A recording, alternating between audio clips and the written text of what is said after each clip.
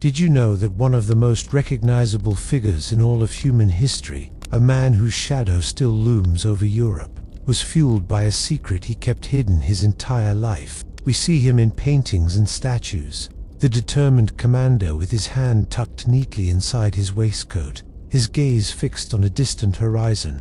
We imagine a man born for greatness, a whirlwind of pure ambition.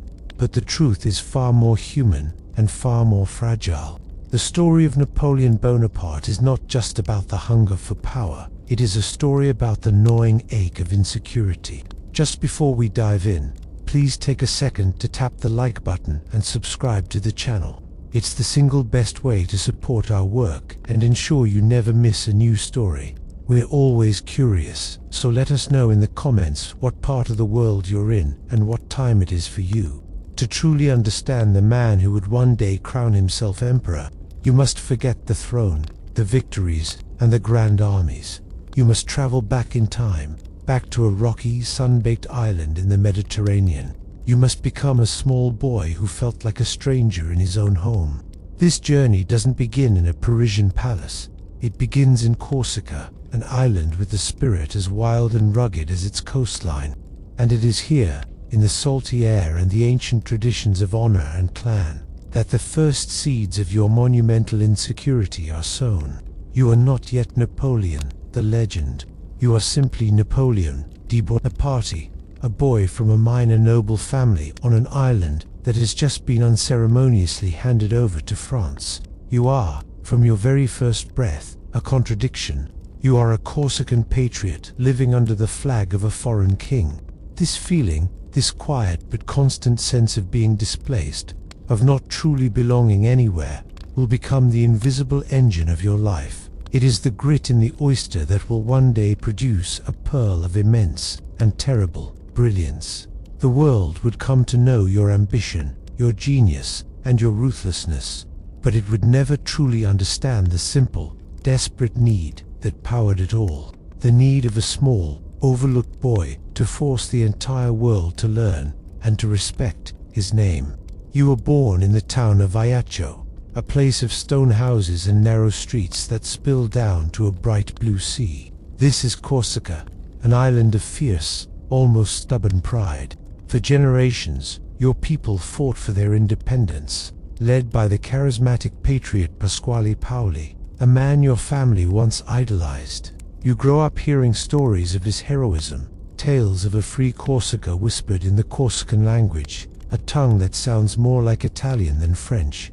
But just a year before your birth, the Republic of Genoa, which claimed ownership of the island, grew tired of the endless rebellion and sold its rights to the King of France. French soldiers arrived, Paoli's dream was crushed, and Corsica became a French province.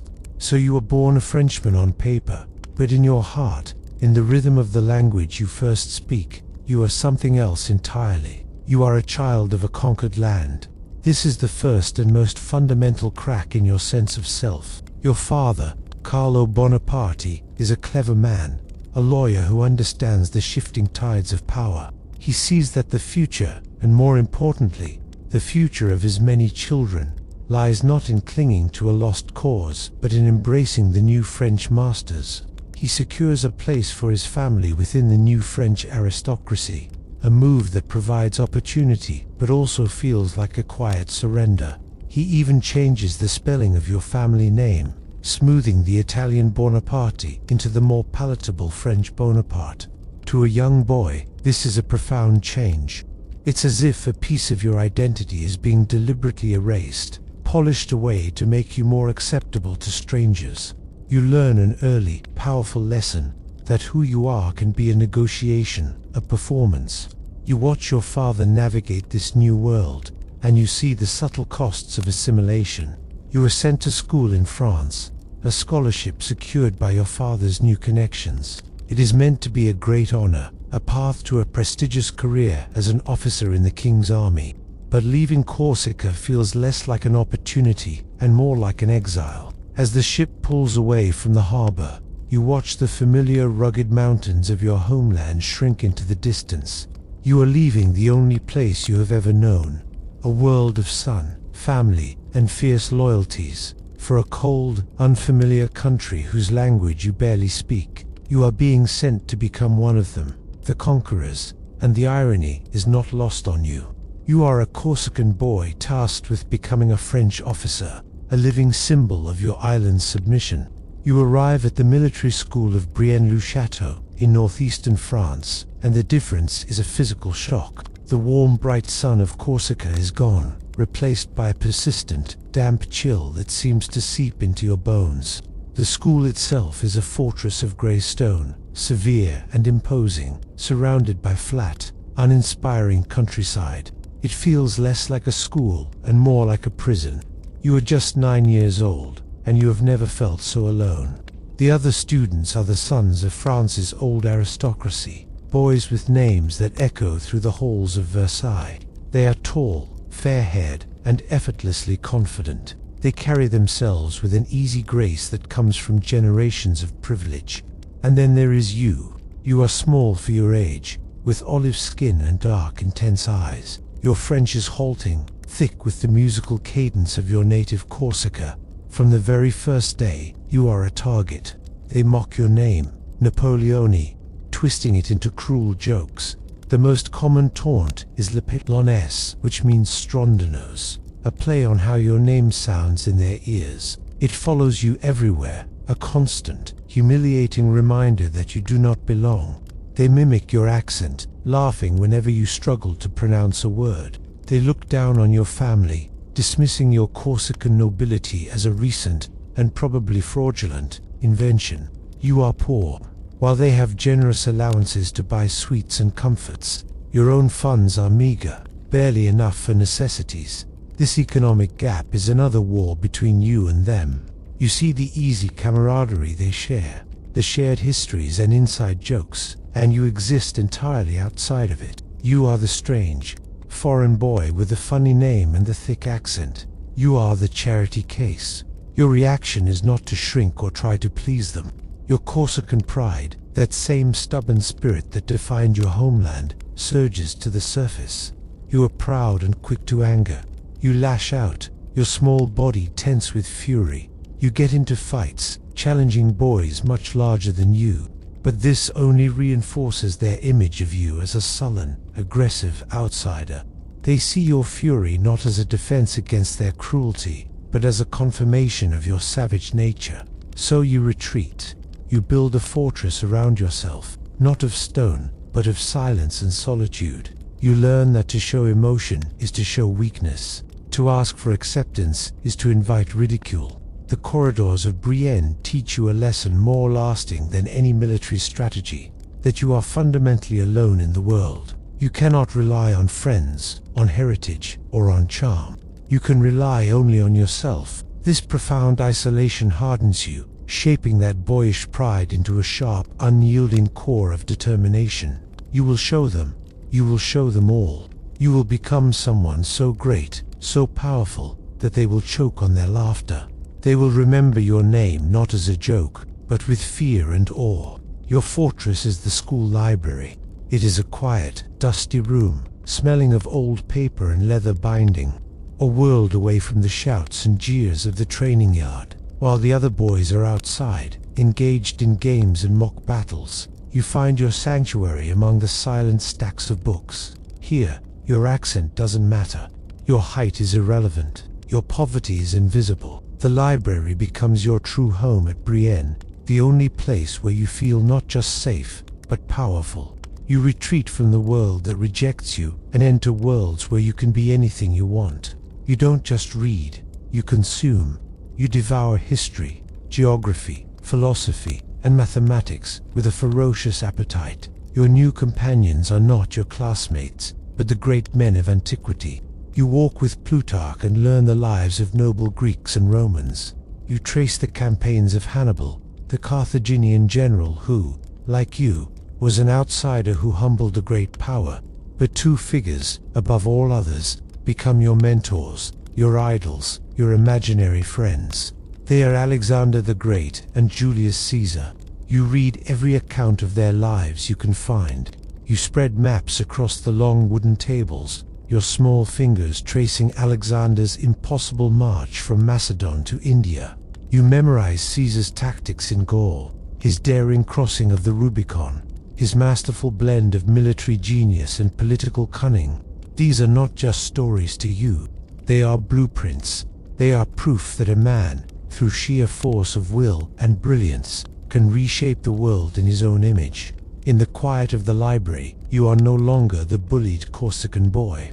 You are Alexander, taming his wild horse, Bucephalus.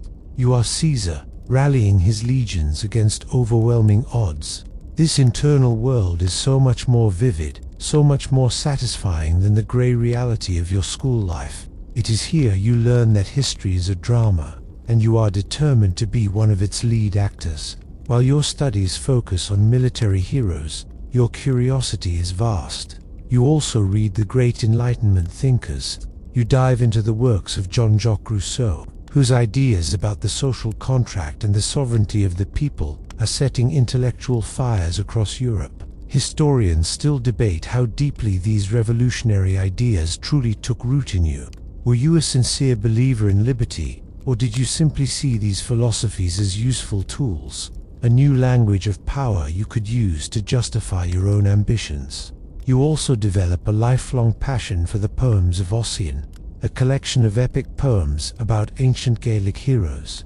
They were, in fact, a brilliant literary forgery by their supposed translator, but you and most of Europe believed them to be real.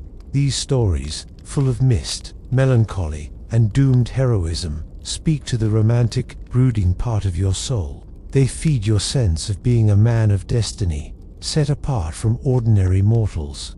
The library transforms you. Each book is a stone, each chapter a brick in the mental fortress you are building. The insecurity doesn't vanish, it just changes shape. It becomes the fuel for this obsessive quest for knowledge. You are not just learning facts, you are gathering weapons.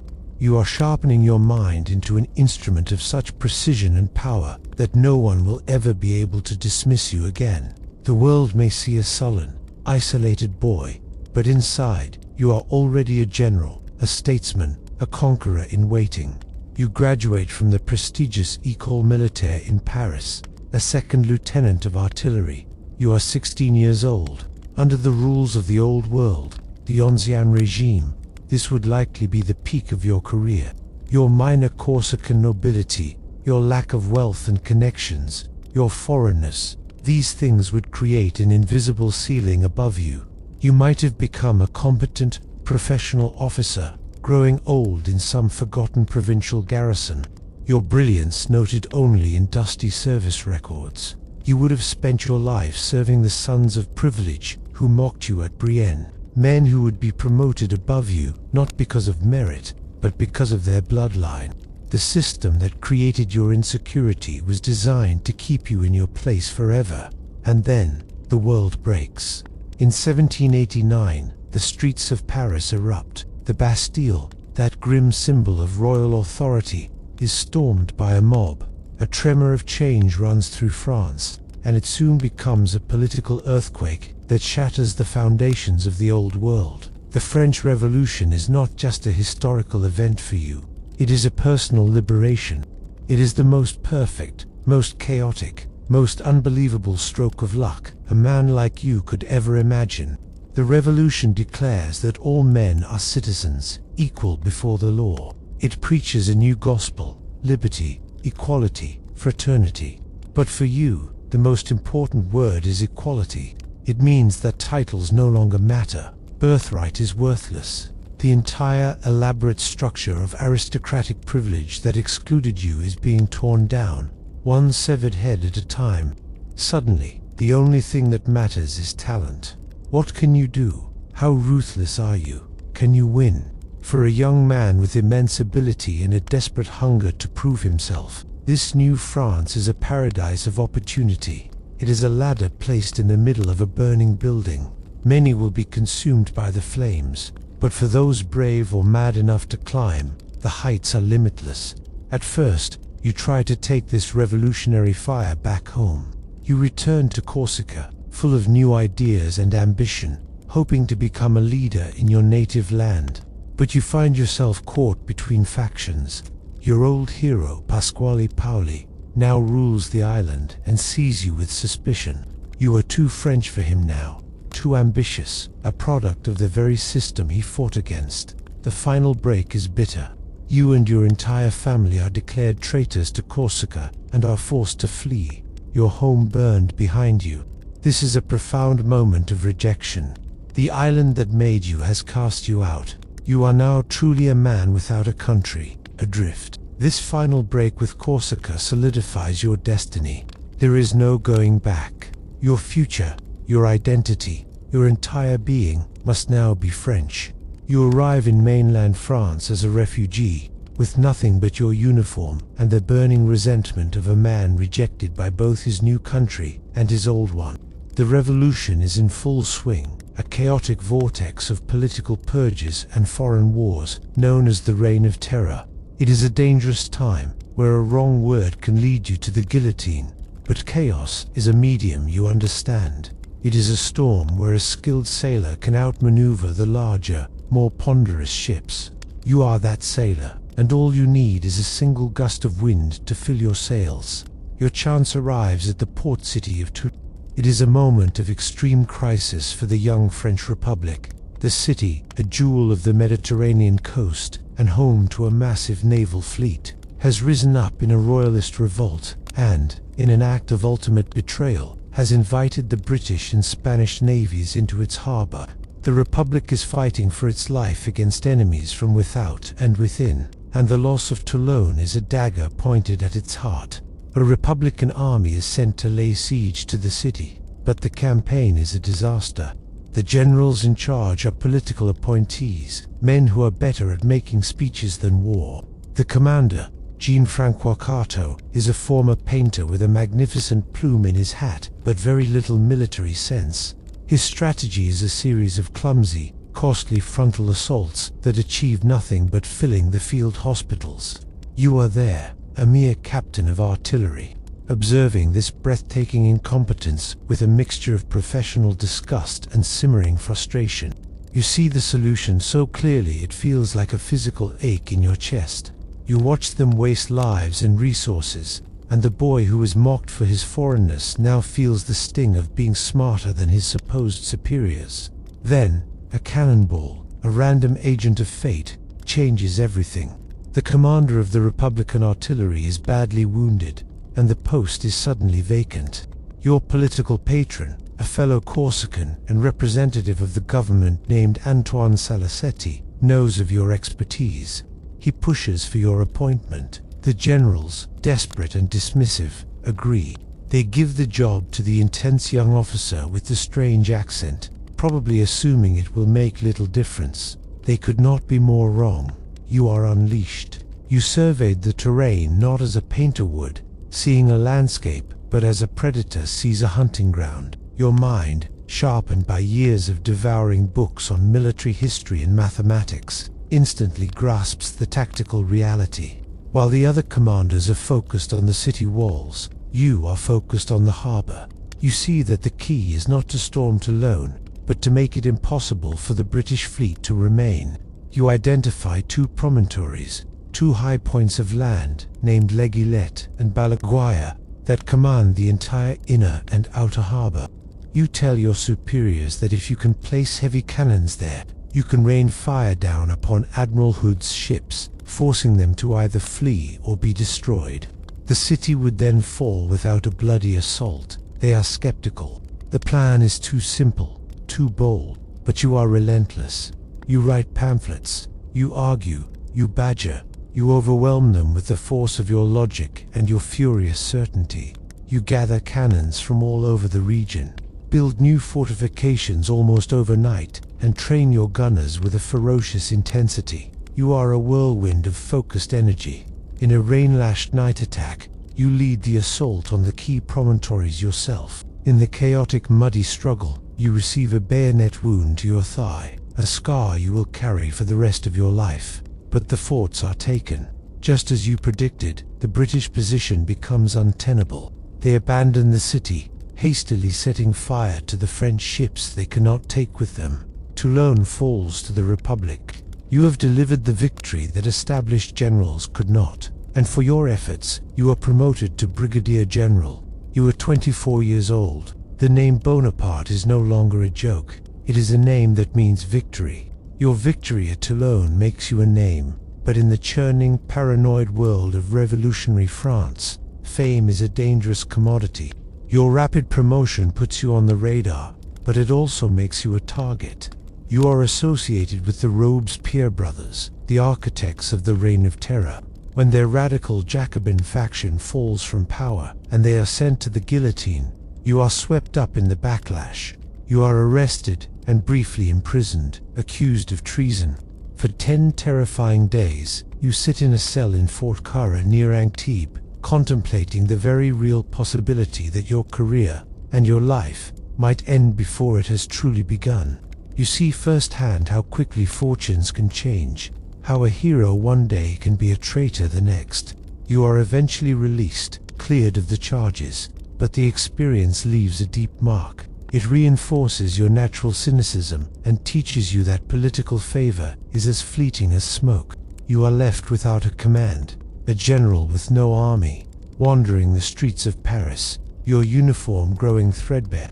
Once again, you are an outsider, your talent ignored, your future uncertain. You are so poor and desperate that you even contemplate offering your services as an artillery expert to the Sultan of Turkey. You feel that old, familiar sting of being overlooked, the burning frustration of knowing your own worth while the world remains blind to it. Then, once again, the chaos of Paris provides you with a stage. In October of 1795, a royalist mob, thousands strong, rises up to threaten the new government, the Directory. They are a mix of angry citizens and National Guardsmen, furious at the new constitution and determined to restore the monarchy. The government is weak, its regular troops are few, and it is on the verge of being overthrown. Panic grips the leaders of the Directory, particularly one of its most powerful members, Paul Barras. Barras is a man who knows you. He was present at Toulon and remembers the ruthless efficiency of the young artillery officer. He knows you are available, and he knows you have no qualms about using force. He summons you. He needs someone to save the Republic, and he needs them now. You are given command of the defense of Paris. You have very few soldiers, but you have a plan. You know that infantry and barricades will not be enough to stop a mob of this size. You need cannons. You remember seeing a park of artillery at the Sablot camp outside the city. In a move that showcases your decisive genius, you dispatch a young, dashing cavalry officer named Joachim Murat on a desperate mission. Murat gallops through the night, seizing the cannons just moments before the Royalist National Guard can get to them. He brings them back into the heart of Paris. You now have the teeth you need. You don't place the cannons in a defensive line. You place them strategically at the heads of the narrow streets leading to the Tuileries Palace, where the government is sheltered. You turn the streets into killing fields. As the royalist mob advances, confident in their numbers, you give the order to fire. You don't fire a warning shot. You don't fire over their heads. You load the cannons with canister shot, essentially turning them into giant shotguns. You give them, in your own chillingly famous phrase, a whiff of grape shot. The effect is devastating. The tightly packed columns of men are torn apart. The streets run with blood. The mob breaks and flees in terror. The uprising is crushed in a matter of hours. You have saved the government. It is a brutal, bloody act, but it is brutally effective. You are no longer just a clever general from a distant siege. You are the man who saved the government, the ruthless protector of the Republic. Barras and the Directory are deeply indebted to you. Your name is now spoken with a new kind of respect, tinged with fear. The boy who was once helpless in the face of his tormentors has learned how to wield power in its most naked form. The smell of gunpowder fades, replaced by the musky scent of perfume and expensive candle wax. Your reward for saving the Directory is not just a promotion to Commander of the Army of the Interior, a post of immense power. It is an invitation. You are brought into the inner circle of Paul Barras, and with it, you step into a world you are completely unprepared for. Poster of Paris, is a city in a fever dream. After years of grey austerity, suspicion, and the daily rumble of the guillotine cart, society has burst back to life with a frantic, almost hysterical energy. The survivors are celebrating their survival with a vengeance. This is the world of the salons, the drawing rooms of powerful women and corrupt politicians, where fortunes are made and reputations are destroyed with a well-timed whisper over a glass of wine. The men are called the incroyables, the incredibles, with their bizarrely cut coats and giant cravats. The women are the merveilleuses, the marvelous ones, dressed in scandalously sheer, high-waisted gowns that mimic ancient Greek statues. They are witty, cynical, and decadent. And you, the serious, socially awkward soldier, are like a block of granite dropped into a glass of champagne. You do not know how to make small talk. You do not dance. You stand in corners, your dark eyes watching everything, your mind analyzing the room as if it were a battlefield, identifying threats and opportunities. Your intensity, which is an asset in a military council, is unsettling here. It makes people nervous. That old insecurity from Brienne returns with a vengeance. You are once again the outsider, the boy with the funny accent. Only now the uniform is more expensive. It is in this glittering, treacherous world that you meet her. The story often told is that her young son Eugene de Beauharnais came to you to ask for the return of his father's sword, which had been confiscated after the Viscount was guillotined during the Terror. You, moved by the boy's plea, grant his request. The next day, his mother comes to thank you. Her name is Rose, but she is known to everyone as Josephine. She is not a young girl. She is a widow, 32 years old, 6 years your senior. She is a survivor. She herself was imprisoned and came within days of the guillotine. She has 2 children and significant debts. By all rational calculation, she is a poor match for a rising star of the Republic. But you are not rational. When you see her, the calculations stop. She possesses an effortless grace that you have never known. She moves through the crowded, noisy salons with a languid charm that captivates everyone. She is elegant, sophisticated, and has a sad, knowing look in her eyes that speaks of a life lived. Historians still argue about the nature of your instant connection. Was it a cold-blooded calculation on her part, seeing in you a powerful protector? Was it a strategic move on yours, seeing in her a woman with connections to the old aristocracy who could polish your rough edges and grant you social legitimacy? Or was it what it felt like, a sudden, overwhelming bolt of passion? You, the man of iron control, find yourself completely disarmed. You write her frantic, clumsy, passionate letters, filled with a raw emotion you would never show to another living soul. You have faced down cannons and mobs without flinching. But this elegant woman with the sad eyes terrifies and fascinates you in a way no army ever could. She is a new kind of conquest, and one you are desperate to make. Just 2 days after your wedding to Josephine, a wedding where the witnesses were your new political patrons, you are given your next command. On paper, it is a magnificent prize, the command of the army of Italy. It sounds grand, a title worthy of a Roman proconsul, but you know the truth. The Directory, nervous about your growing popularity and power in Paris, is sending you away. They are handing you a poisoned chalice. The army of Italy is the forgotten army of the Republic, a collection of ghosts starving in the foothills of the Alps. It is a command no other senior general wants, a dead end intended to swallow your ambition and spit out your reputation in pieces. You leave your new bride, your letters to her already burning with a desperate, insecure passion, and you travel south to take command of your ragged destiny. You arrive at your headquarters in Nice, and the reality is even worse than you imagined. The army is not an army, it is a mob. The soldiers are unpaid, their uniforms are patchworks of rags, and for many, shoes are a distant memory. They are demoralized, mutinous, and have been subsisting for months by looting the local French countryside. The generals under your command are grizzled veterans, older and more experienced than you. They look you up and down, this small, pale, 26-year-old general with a Parisian accent, and they see a political appointee, a desk jockey, who got his command as a wedding present from barracks. They are openly contemptuous, ready to watch you fail. This is Brian all over again, but this time, you hold the power. You gather them, the officers and the men, and you speak. But you do not speak of abstract ideals like liberty or the Republic. You look at their hungry faces, at their worn-out gear, and you speak a language they understand. You speak of honor, glory, and riches. You point across the mountains to the fertile plains of Lombardy, the wealthy cities of Italy. Soldiers, you tell them, you are naked, ill-fed. The government owes you much, it can give you nothing.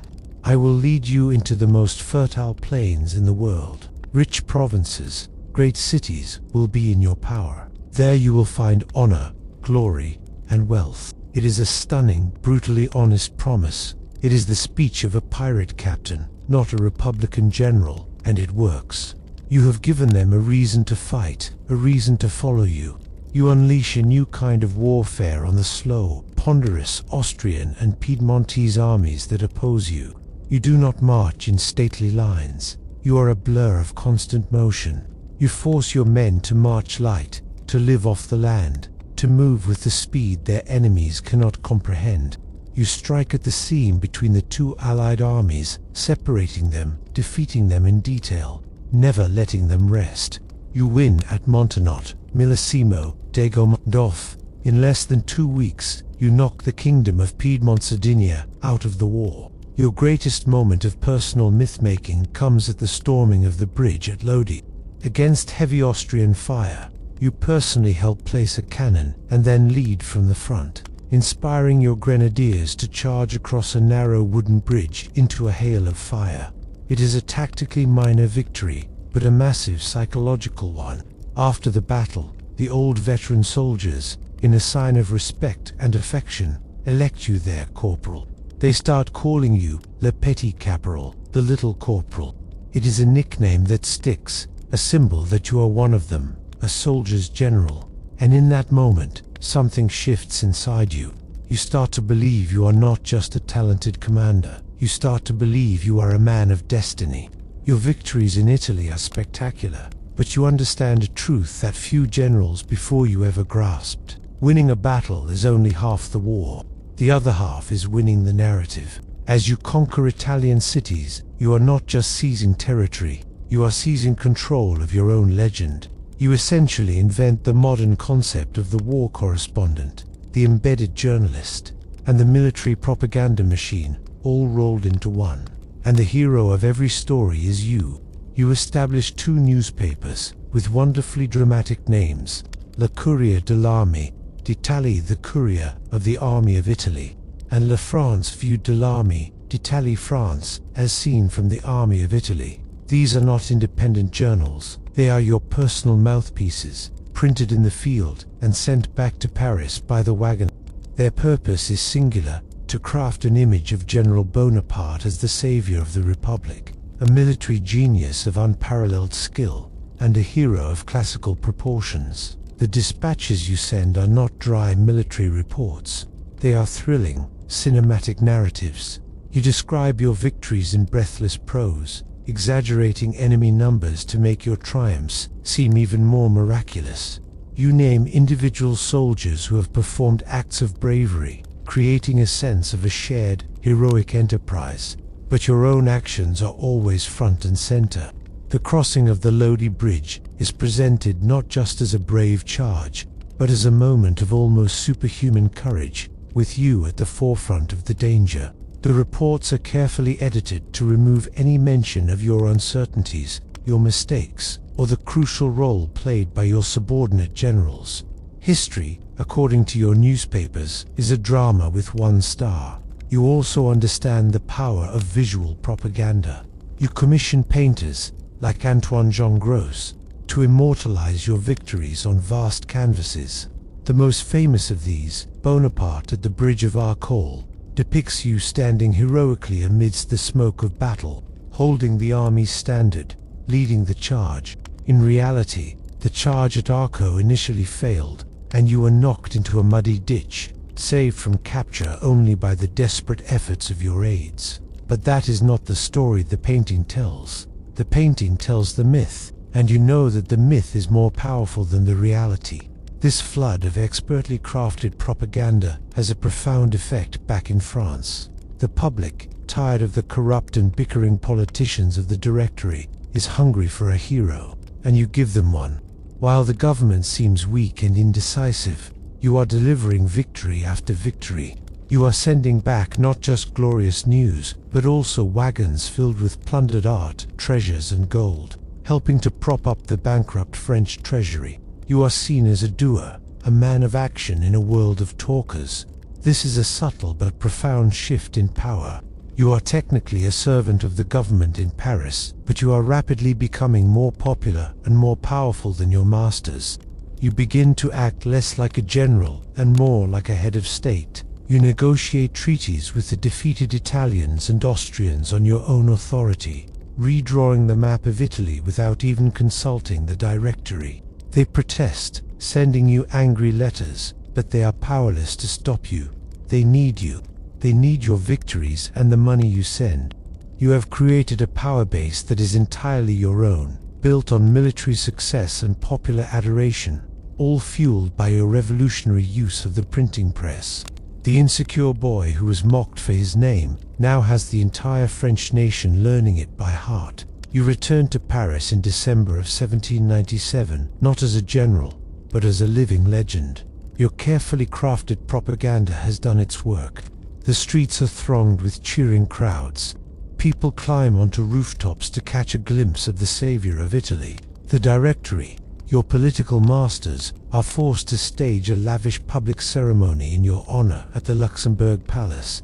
You stand there, a small, reserved figure in a simple uniform, deliberately contrasting with the gaudy attire of the politicians. You are playing a role, the role of the humble Republican hero who seeks no personal power, who serves only the state. But inwardly, you are seething. You can feel the jealousy and fear radiating from the men on the stage with you. They praise you with flowery speeches, but you know they see you as a threat. You, the conquering hero, are far more popular than they could ever hope to be, and they know it. After the initial celebrations died down, you find yourself in a strange and frustrating position. You are elected to the prestigious Institute of France, a testament to your intellectual interests, and you spend your days attending lectures on mathematics and science. You adopt the quiet, scholarly persona, avoiding political clubs and public pronouncements. But this is just a mask. In reality, you are politically sidelined. The Directory gives you a new title, Command of the Army of England, a grand-sounding name for a mission that doesn't exist. The plan is to invade Britain, but you quickly realize that France lacks the naval power to challenge the Royal Navy. The invasion is a fantasy. The title is just a way to keep you busy, to keep you out of politics, to park the most famous man in France in a prestigious but powerless office. This period is a torment for you. You are overflowing with energy and ambition, but you have no outlet for it. You walk the streets of Paris, often in civilian clothes to avoid being recognized, and you feel the familiar restlessness, the deep-seated fear of being forgotten. Your insecurity whispers that fame is fleeting. The crowds that cheer you today will forget you tomorrow if you do not give them new victories, new glories. You can't stand the idleness. You pace your house on the Rue de la Victoire, a house purchased with the commissions you earned in Italy, and you feel like a caged lion. You need a grand stage. You need a new campaign, something so dramatic, so epic, that it will eclipse even your Italian triumphs and keep your name on everyone's lips. Britain is impossible to reach. The wars in Europe have reached a temporary stalemate, so you look further afield. Your mind steeped in the stories of Alexander the Great, you read as a lonely boy in the Brienne Library, turns to the east, to Egypt. The idea is audacious, romantic, and strategically questionable. Historians still argue whether you genuinely believed an Egyptian campaign could threaten British India, or if it was simply the most spectacular adventure you could think of to maintain your own celebrity. Egypt was a land of mythic resonance. It was the land of the pharaohs, of Caesar and Cleopatra, of ancient wisdom and colossal monuments. To conquer Egypt would be to walk in the footsteps of your greatest heroes. It would be a campaign not just of muskets and cannons, but of science and discovery. You propose to the Directory that you lead not just an army, but a commission of France's finest scientists, engineers, and artists to study and catalogue the wonders of ancient Egypt. The politicians of the Directory, for their part, see the plan as a godsend. It is a brilliant way to get rid of you. It sends you and your loyal soldiers thousands of miles away on a risky venture that could very well end in disaster. If you succeed, they can claim the glory. If you fail, you are no longer their problem. They eagerly approve your wild romantic quest. The expedition you assemble is unlike any that has ever set sail. It is a floating city of ambition. A massive fleet of over 400 ships gathers at Toulon, the very port where you first made your name. On board are more than 35,000 of your best soldiers, the veterans of the army of Italy who would follow you anywhere. But alongside them, you have gathered an extraordinary legion of a different kind. You have recruited 167 of France's brightest minds, a corps of civilian experts known as the savants. They are mathematicians, chemists, biologists, geologists, linguists, and artists. They are bringing with them a library of books and crates filled with the most advanced scientific instruments of the day. This is the dual nature of your ambition laid bare. You are going to Egypt to conquer, but also to understand, to claim a colony for France, but also to claim the legacy of antiquity for yourself. You are Alexander the Great with a team of professors. The destination is a closely guarded secret. The British, led by the brilliant and tenacious Admiral Horatio Nelson, are hunting you in the Mediterranean. Nelson knows a massive French fleet is at sea, but he doesn't know where it's going. You brilliantly elude him, your fleet sailing first to capture the island of Malta from the Knights of St. John, a quick and easy victory that adds to your luster. Then you continue east. The soldiers on the crowded transport ships, suffering from seasickness and boredom, wondering where in the world you are taking them. Finally, you reveal the destination, Egypt. For the soldiers, it is a strange, almost mythical name. For you, it is the culmination of a dream that began in the library at Brienne. You see yourself not as a mere invader, but as a liberator. Egypt is nominally part of the Ottoman Empire, but in reality, it is ruled by a warrior caste known as the Mamluks, famed for their superb horsemanship and brutal rule. You will tell the Egyptian people you have come to free them from Mamluk tyranny. You even have pamphlets printed in Arabic, proclaiming your respect for Islam and the Prophet Muhammad. It is a piece of political theater that convinces almost no one, least of all the Egyptians themselves. The landing near Alexandria is chaotic. The sea is rough, and men and equipment are hastily thrown ashore. You march on the ancient city, and it falls quickly. Now comes the true test. To secure Egypt, you must march inland to Cairo, across the unforgiving desert, to confront the main Mamluk army. The march is an ordeal. The French army, dressed in their heavy wool uniforms, is completely unprepared for the savage heat. The sun is a relentless hammer. Water is scarce, and what little can be found is often brackish and undrinkable. The soldiers are tormented by thirst, heatstroke, and dysentery. They see mirages shimmering in the distance, promising water and relief, only to find more sand. They begin to grumble, to curse this strange, hostile land. They are a long way from the fertile plains of Italy. You share their hardships, walking alongside them, showing them that their general endures what they endure.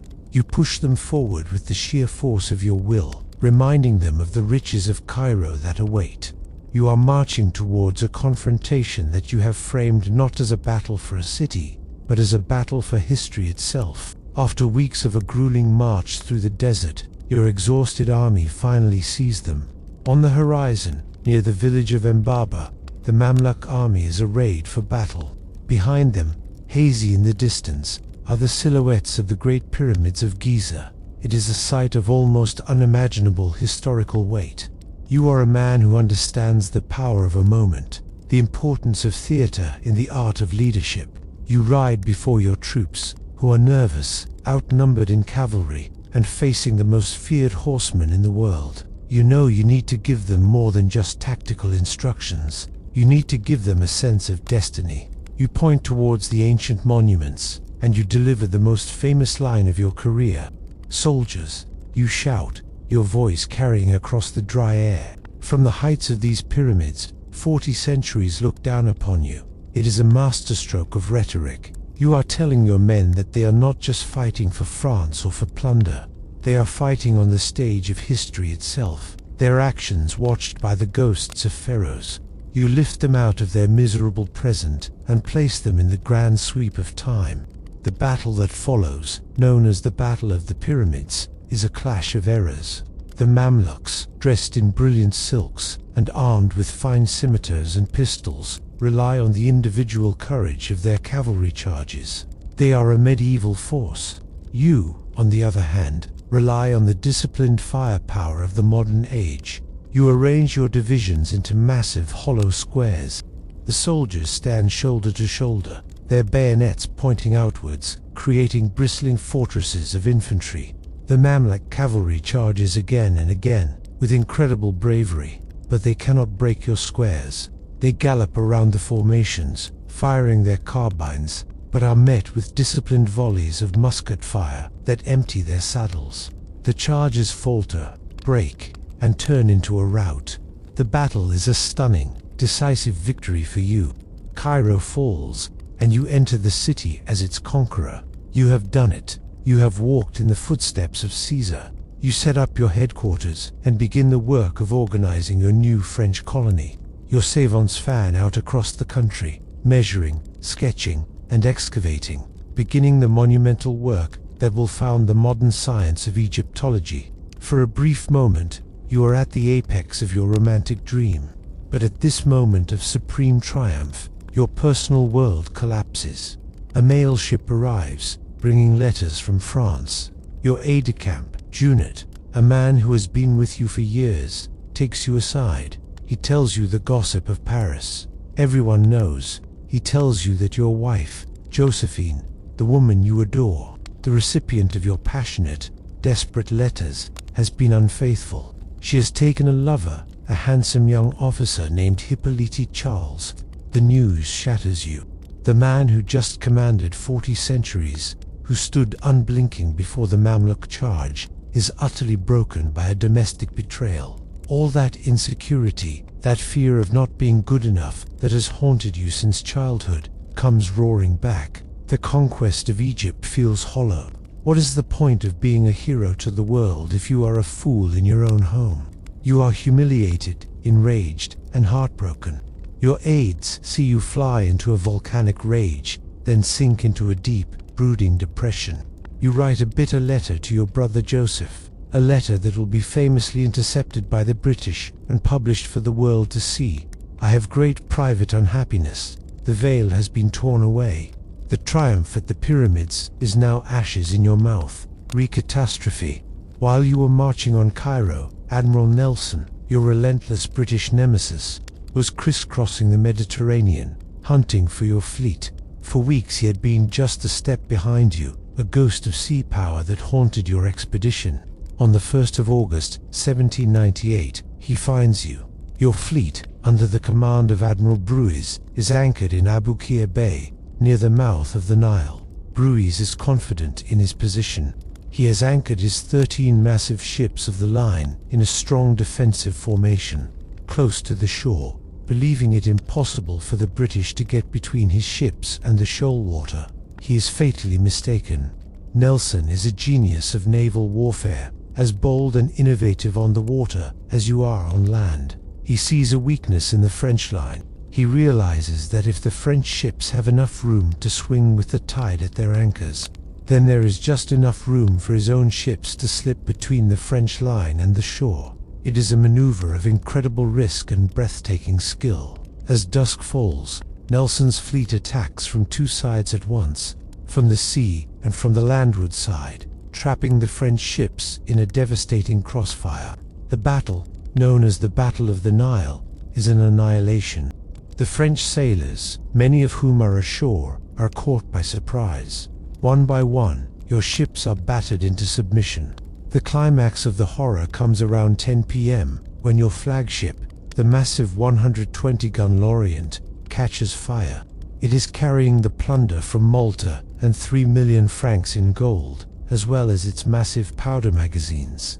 The fire rages out of control, lighting up the entire bay in a terrifying spectacle. Then, with a colossal explosion that is seen and heard for miles, Lorient is obliterated, sending a shower of burning debris across the water. The battle rages through the night, but the outcome is no longer in doubt. By morning, your fleet is gone. 11 of your 13 ships of the line have been captured or destroyed. Thousands of your sailors are dead, including Admiral Brueys. It is one of the most decisive naval victories in history. The news reaches you in Cairo a few days later. The impact is profound. With one battle, Nelson has undone everything. You and your army are now trapped. The Mediterranean is now a British lake. Your line of communication and supply to France is completely severed. You are the conqueror of Egypt, but you are also its prisoner. You put on a brave face for your men. You tell them that this setback forces you to achieve even greater things, that now you must build a self-sufficient colony. You tell them the sea, of which we are no longer masters, separates us from our homeland, but we are not separated from it by any deserts. But inwardly, you understand the gravity of the situation. The romantic quest has turned into a grim struggle for survival. You are isolated, cut off from the world, a king with no kingdom beyond the reach of your own soldiers. That old feeling from Brienne, that profound sense of isolation, returns with crushing force. You are no longer Napoleon, the world-shaking conqueror. You are a general of a stranded army, surrounded by a hostile population, with no hope of reinforcement and no easy way home.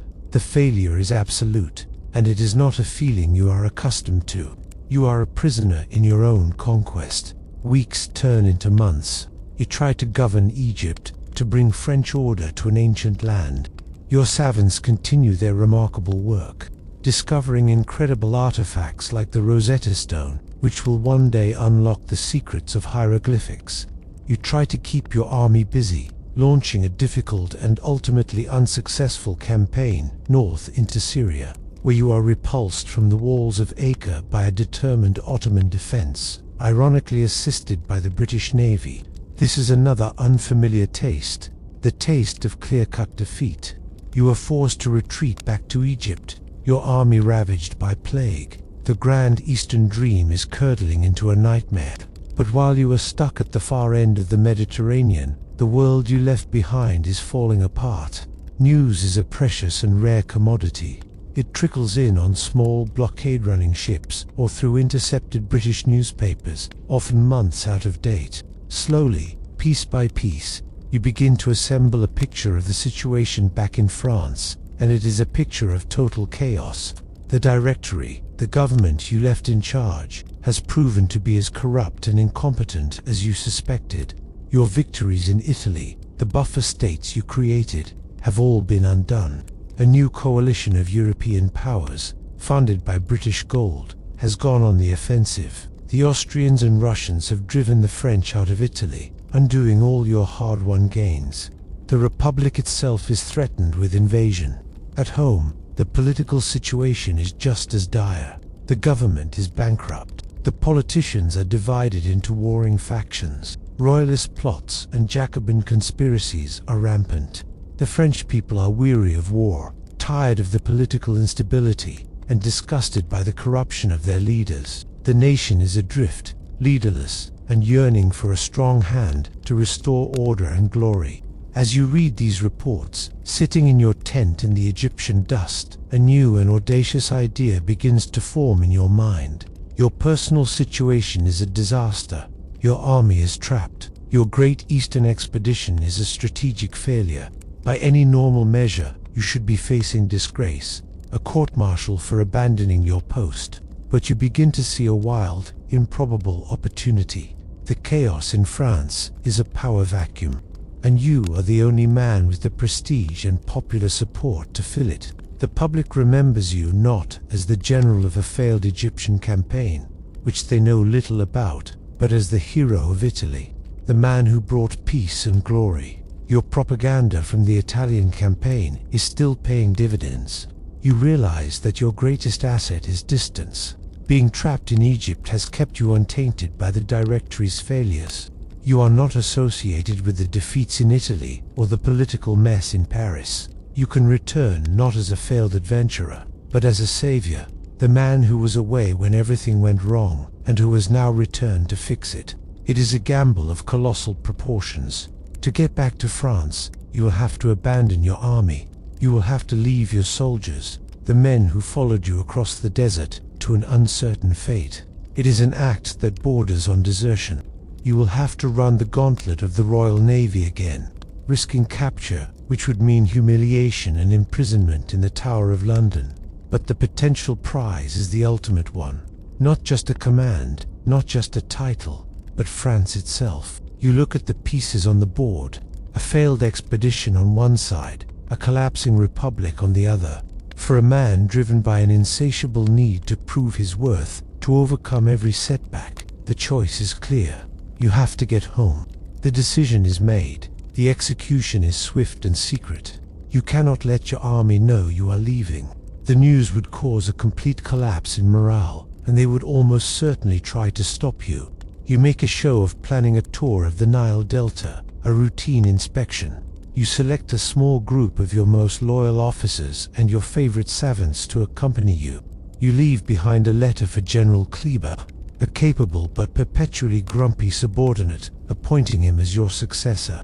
The letter is a masterpiece of self-serving justification, blaming the Directory for your predicament and promising to return with reinforcements you know will never come. On a moonless night in late August 1799, you slip away from your main camp.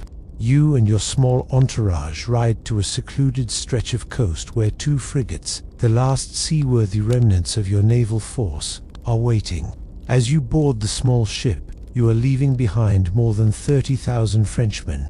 You are abandoning them to the plague, to the Ottomans, and to the British. It is a deeply cynical act, a betrayal of the men who trusted you, but you have convinced yourself it is a necessary one. The survival of France, and the future of your own legend, depends on it.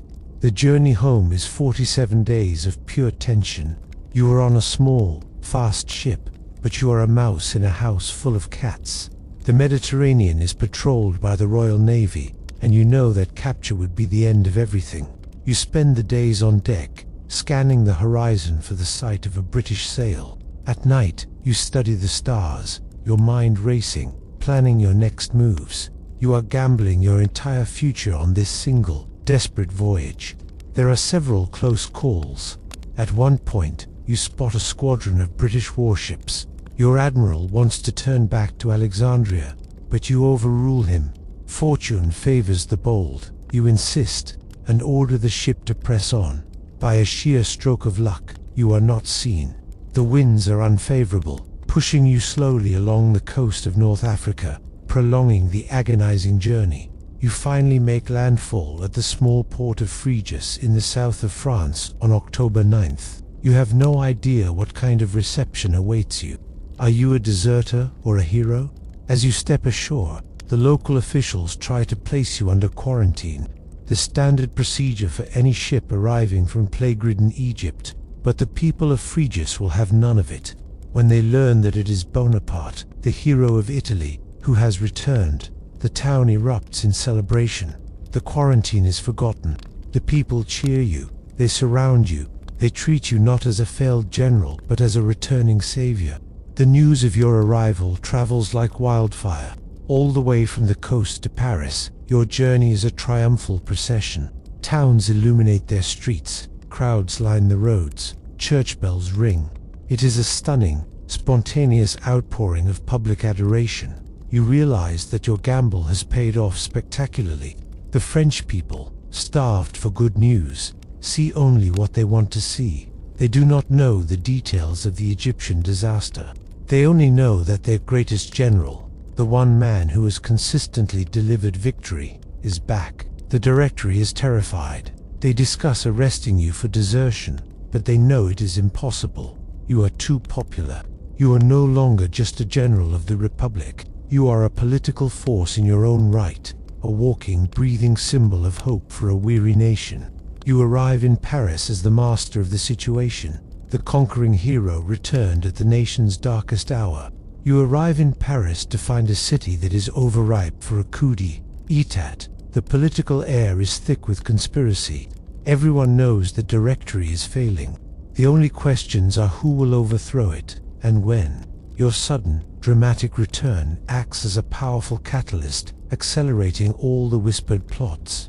You are the missing piece, the sword that the political conspirators have been looking for. The key figures in this web of intrigue are Emmanuel Joseph Size and your own brother, Lucien Bonaparte. Size is one of the directors, a man who has been a central figure since the early days of the revolution. He is a theorist, an intellectual, a man who famously wrote the pamphlet, What is the Third Estate? He has grown to despise the constitution he helped create, and is now determined to replace it with a more stable authoritarian government, one led by a strong executive. But Size is a thinker, not a man of action.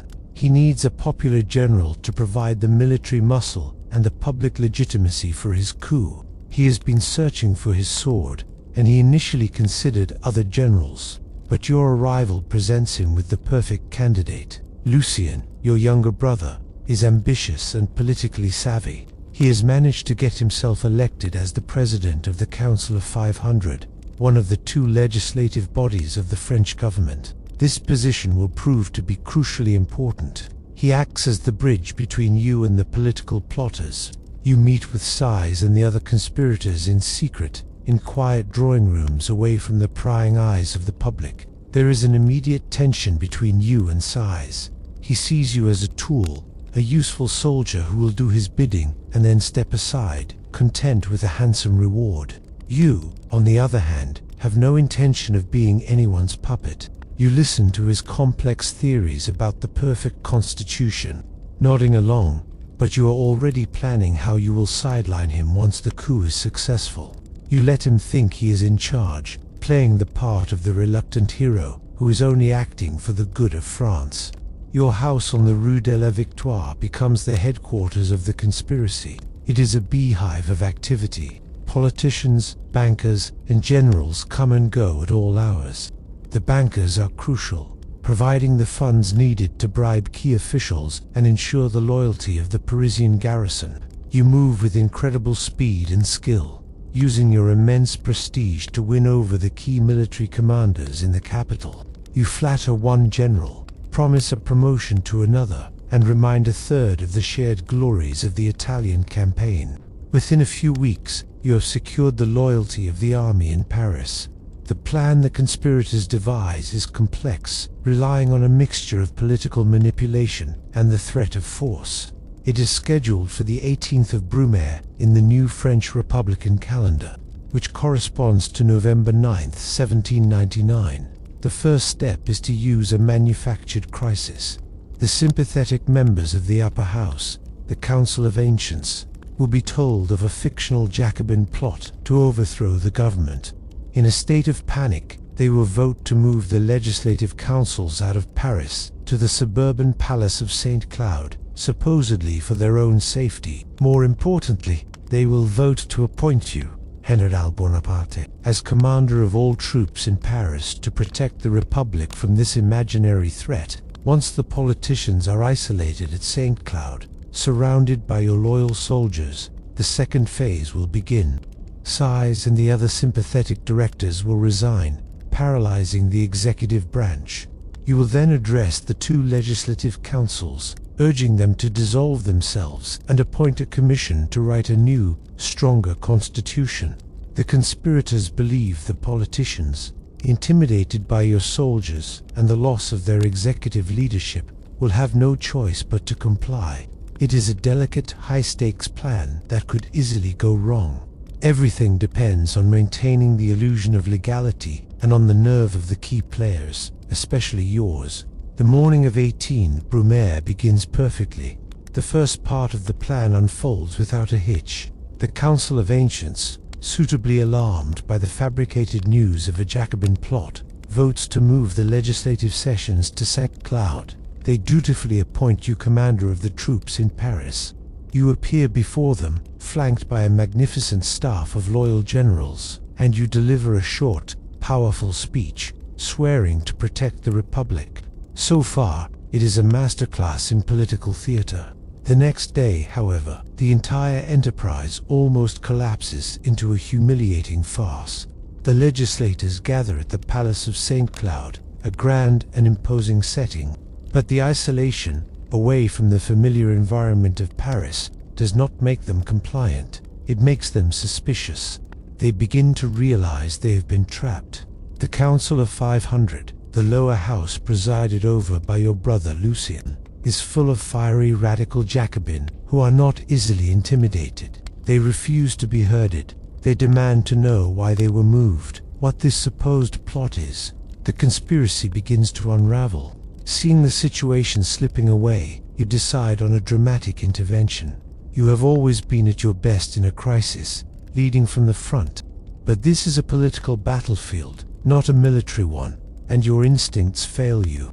You decide to address the councils personally. First, you enter the chamber of the Council of Ancients, but instead of a clear, commanding speech, you deliver a rambling, incoherent tirade. You talk of volcanoes under our feet and the god of war accompanying you. You are visibly nervous and agitated. You are a brilliant writer of propaganda, but you are not a natural public speaker in a hostile political assembly. You leave the ancients confused and unimpressed. Then you make an even bigger mistake. You go to the chamber of the Council of 500, a far more hostile audience. You enter the hall, uninvited, flanked by 4 grenadiers. This is a catastrophic error. Bringing soldiers into a legislative chamber is a violation of every republican principle. It looks exactly like what it is, a military intimidation. The chamber explodes in fury. The Jacobin deputies surge towards you, shouting down with the dictator, "Outlaw him." They surround you, grabbing you, shoving you. For a moment, you are lost in a sea of angry politicians. That old insecurity, the feeling of being the small, outnumbered boy at Brienne, overwhelms you. You freeze. You, the man who faced down cannons, are paralyzed by angry words. One deputy allegedly tries to stab you with a dagger. Your grenadiers have to rescue you, dragging a pale, shaken, and almost fainting general out of the chamber. You have failed. The coup is on the verge of collapse. The deputies are about to vote to declare you an outlaw, which would mean summary execution. It is your brother Lucien who saves the day. In a moment of supreme political genius, he runs outside to the soldiers you have stationed in the courtyard. He stands before them, draws his sword, and points it at your chest. He swears that he himself will kill you if you ever betray the principles of the revolution. He tells them that the deputies inside are not true representatives of the people, but a gang of assassins armed with daggers who are terrorizing the majority. He orders the soldiers to clear the hall. The soldiers, now convinced they are saving their general from assassins, hesitate for a moment. Then the drums roll, and a tall, charismatic cavalry officer, Joachim Murat, bellows the order. Throw them all out. The grenadiers fix their bayonets and storm the legislative chamber. The politicians, who a moment before were so brave in their shouting, now scramble for their lives. They leap out of windows and flee into the woods, their majestic Roman-style togas fluttering behind them. The Republic, for all intents and purposes, is dead. It did not die with a noble speech, but with a sordid, chaotic scramble out of a window. The dust settles at St. Cloud. The great hall of the Council of 500 is empty, save for the triumphant soldiers and the scattered red togas of the fleeing deputies. The coup almost failed, teetering on the edge of disaster due to your own uncharacteristic lapse in nerve. But thanks to Lucien's quick thinking and Murat's decisive action, you have won.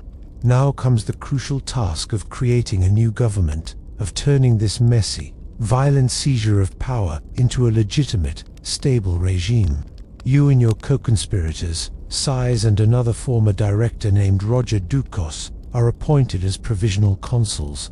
In theory, you are a triumvirate, a committee of 3 equals tasked with steering the state and overseeing the writing of a new constitution.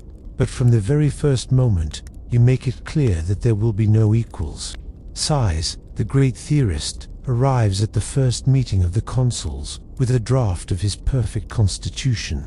It is a complex, intricate document, full of checks and balances, designed to prevent any one man from accumulating too much power. It features a figurehead Grand Elector who would have a grand title and a huge salary but no real authority. Size, naturally, assumes you will be content with this gilded cage, leaving the real business of governing to him.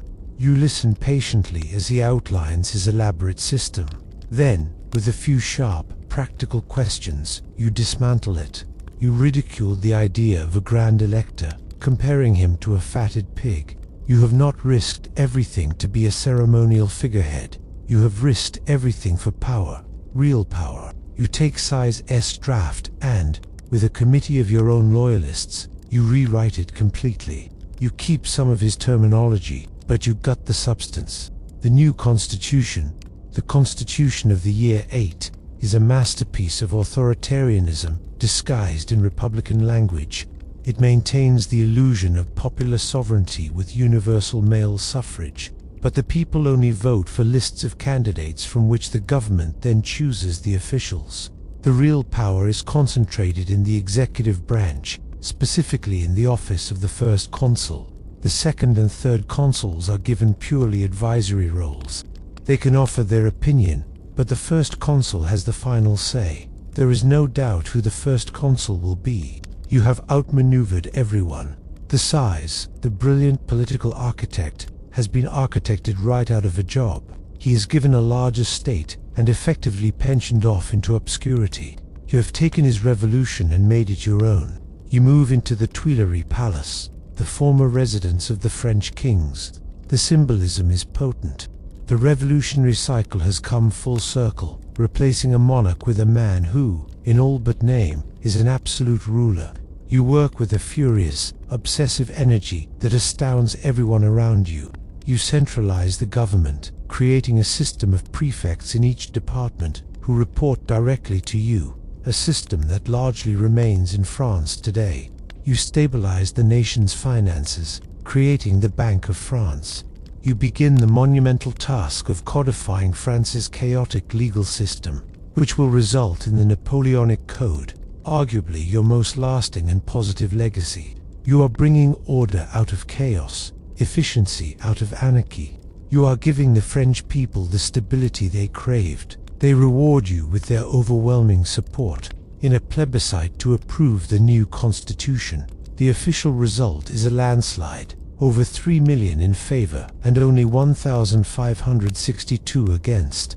It is the validation you have always craved, not from a small circle of aristocrats at Brienne, but from the entire nation.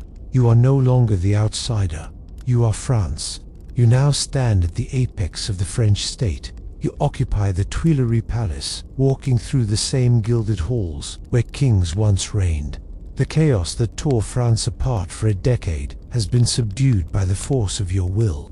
You have brought order, stability, and a renewed sense of national pride.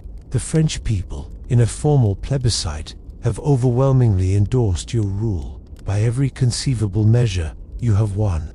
The poor, mocked Corsican boy is now the master of one of the most powerful nations on earth. And yet, in the quiet hours of the night, when the clamor of politics and the cheers of the crowds have faded, a familiar ghost remains.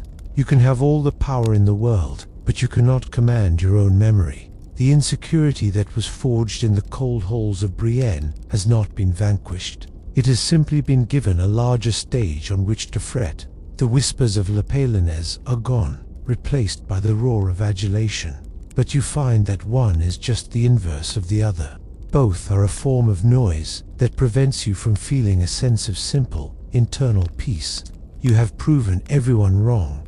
The arrogant nobles, the incompetent generals, the treacherous politicians, you have bested them all. But the victory feels strangely incomplete, like the end of a battle, not the end of the war. It is here, in the vast, lonely splendor of the palace, that you come to a final, chilling realization about the nature of your own ambition.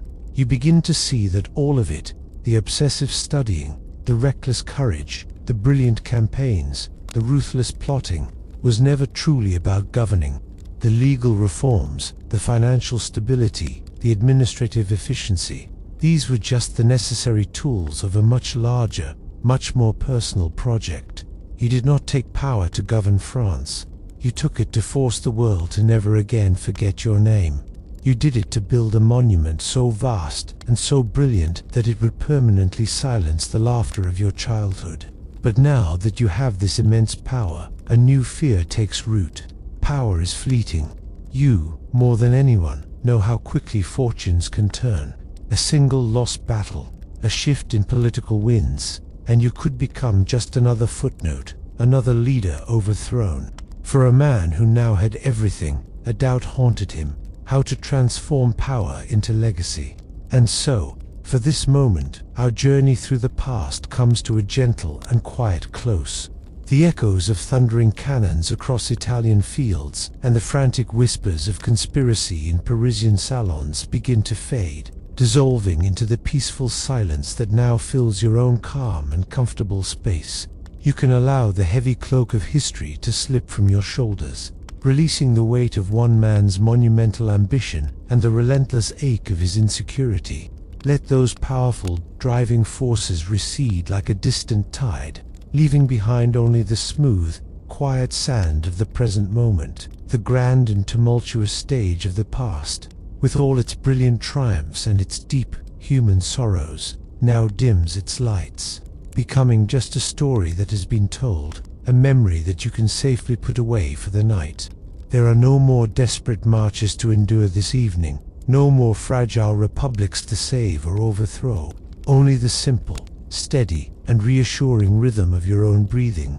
Feel it as a quiet anchor in the calm and deep ocean of this time, a gentle rise and fall that guides you toward rest. Sense the comfort of the world around you, the soft fabric against your skin, the steady support of the surface beneath you, all conspiring to create a haven of absolute tranquility. You can imagine the vast, intricate tapestry of our story being carefully and lovingly folded, its threads of gold and gray, of glory and heartache, all put away until we decide to visit them once more. For now, all that matters is this profound and welcoming stillness, a safe harbor where your mind is free to drift and your body is invited to sink into a state of deep, effortless, and restorative peace. Allow any final, lingering thoughts of your own day to simply float away, like tiny boats on a vast, dark sea, sailing away toward a far horizon, leaving only serenity in their wake. You are safe, you are secure, and a long night of sweet, untroubled dreams is now opening its arms to welcome you. The end. Sweet dreams.